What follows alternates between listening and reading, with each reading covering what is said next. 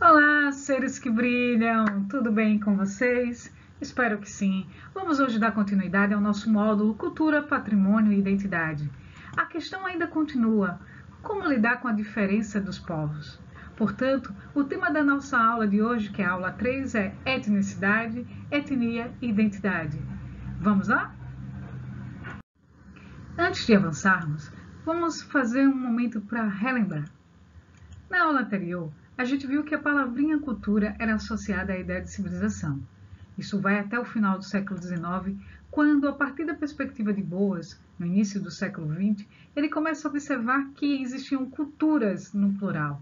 Ou seja, é o começo de uma perspectiva relativista, na qual a ideia de civilização passa a ser descartada para entender as demais sociedades. Boas nega, então, o evolucionismo e o positivismo. Posteriormente, os seus alunos criam aquilo que ficou conhecido como um relativismo cultural. Dessa forma, o relativismo cultural é o contrário do etnocentrismo. Vamos agora avançar. Avançando nesse debate, temos aí a primeira metade do século XX. Bom, nesse momento, os antropólogos veem cultura como padrões de comportamentos praticados coletiva e sistematicamente. Essa forma de pensamento fazia parte da escola culturalista, ou da antropologia cultural americana, que tinha uma influência direta do pensamento de Franz Boas.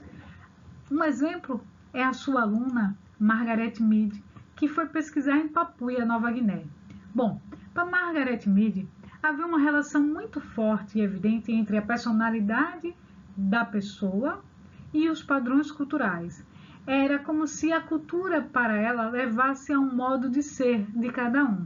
De acordo com a sua visão, a vida de cada sujeito nada mais seria do que uma acomodação a esses costumes que são passados de geração em geração.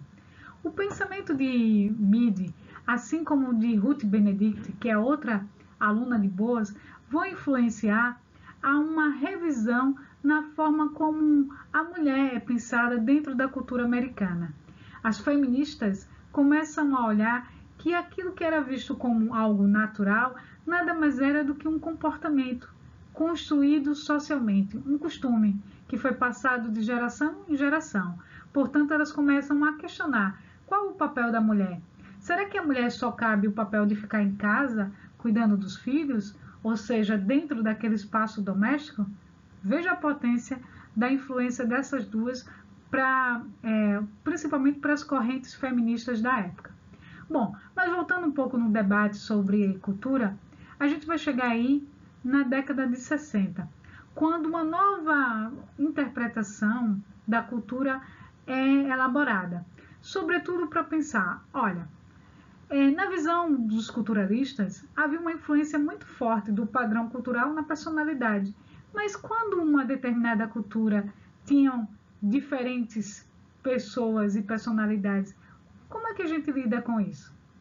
Bom, para um autor chamado Clifford Geertz, era mais apropriado pensar que cultura era algo integrado, continuava, mas havia muita dinamicidade dentro desse espaço. Portanto, a cultura deveria ser vista mais enquanto um conjunto de códigos simbólicos do que o comportamento. Para ele, cultura não é o que as pessoas fazem, mas o que elas pensam sobre o que elas fazem. Geertz escreveu um livro, A Interpretação da Cultura, na década de 70, e que é um manual para a gente entender esse olhar dele interpretativo ou interpretacionista, né, sobre as culturas. As críticas ao uso de cultura permanecem. Agora, na segunda metade do século XX, no finalzinho, você tem os estudos pós-modernos e pós-coloniais que entram nesse debate. Os pós-modernos eram um grupo de autores que começaram a questionar sobre a possibilidade de se falar da cultura dos outros. Para eles, quando os antropólogos descreviam outras culturas, eles passavam a ter um poder absoluto e verdadeiro. E cada descrição que era feita, na verdade, era apenas uma representação feita por quem descreve. Aqui, esses autores questionam a autoridade do pesquisador. Um outro grupo, os pós-coloniais, principalmente estudiosos que vinham da Índia e da África, né, populações que tinham sido neocolonizadas aí no final do século XIX, a gente já viu isso na aula anterior, começaram a questionar sobre os padrões que encontravam nessas descrições. A exemplo do que a gente vê aqui no Brasil, o nosso padrão de índio. Um índio que tem o cabelo liso, com arco e flecha, e que esse estereótipo produzido não abria espaço para a diversidade. Então, os pós-coloniais começam a observar a falta de outras narrativas, das narrativas dos subalternos, e tentam entrar no debate para que esse processo de cultura seja descrito por quem a vive. Não é um pesquisador que vem de fora e traz uma ideia de verdade sobre esses povos, mas esses povos precisam ter a sua própria voz nesses escritos. Vamos avançar um pouco mais. Esse debate sobre cultura nada mais é do que você voltar a olhar sobre as diferenças, não é mesmo? Vamos agora retomar alguns dos temas que abordamos na nossa primeira aula. O tema da difusão cultural, principalmente das categorias de aculturação e assimilação. Vamos entender que a partir do momento que foram feitas pesquisas, essas categorias apresentaram alguns limites, tendo em vista que inicialmente se acreditava que a cultura inferior poderia ser suplantada pela cultura do mais forte, poderia então desaparecer. Muitas vezes isso não acontecia, e muitos desses estudos acabavam não dando conta desse contato cultural e das transformações que ocorriam em uma cultura em outra. Para tentar entender um cenário, sobretudo no finalzinho do século XX, onde o capitalismo está em pleno desenvolvimento, a globalização acontece e diversas culturas começam a entrar em contato, provocando um choque cultural e, ao mesmo tempo, provocando um processo de separação entre elas, a ideia de aculturação e assimilação parece não responder ao retrato da realidade.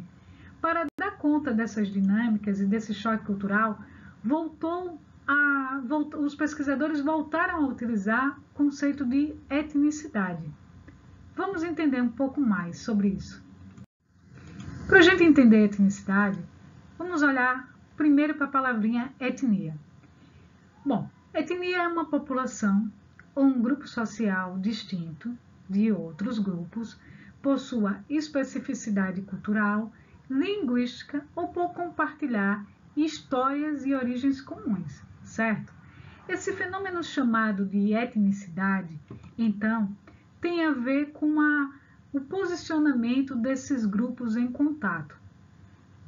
Para a gente entender que esse é um conceito relacional e não de um grupo isolado, colocado à parte, mas ele só passa a ter sentido quando frente a um contato com o outro.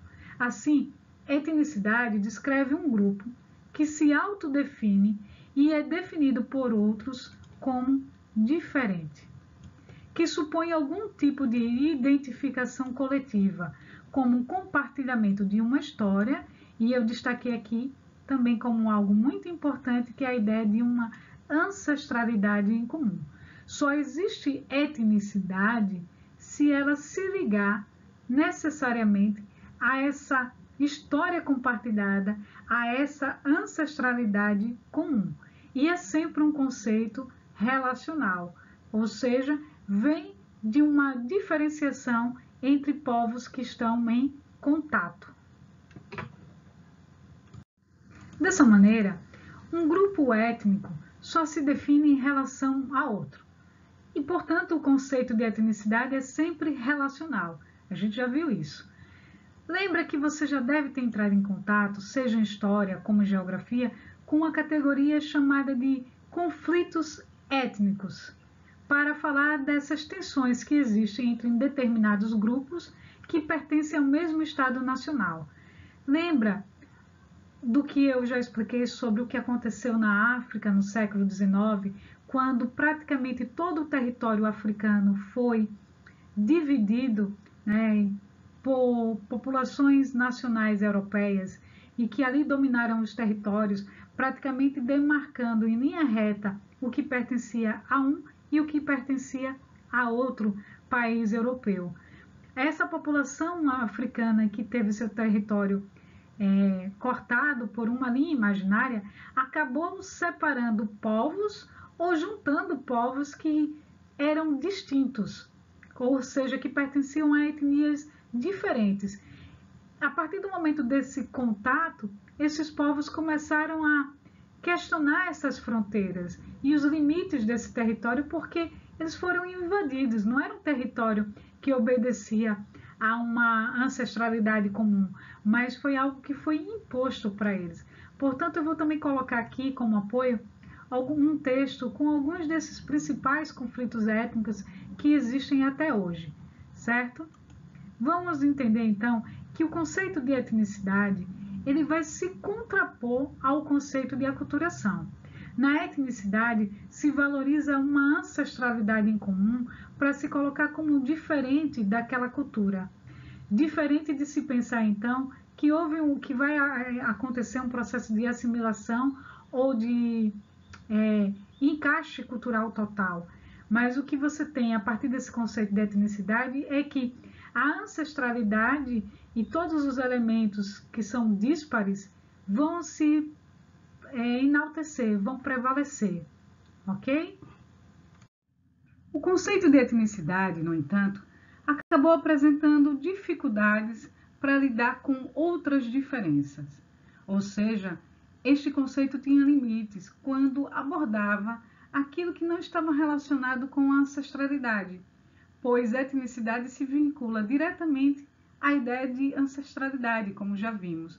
Mas me diga você, como é que a gente poderia entender algumas diferenças, algumas pessoas que possuem comportamentos ou se juntam em grupo a partir de outros elementos que não a ancestralidade?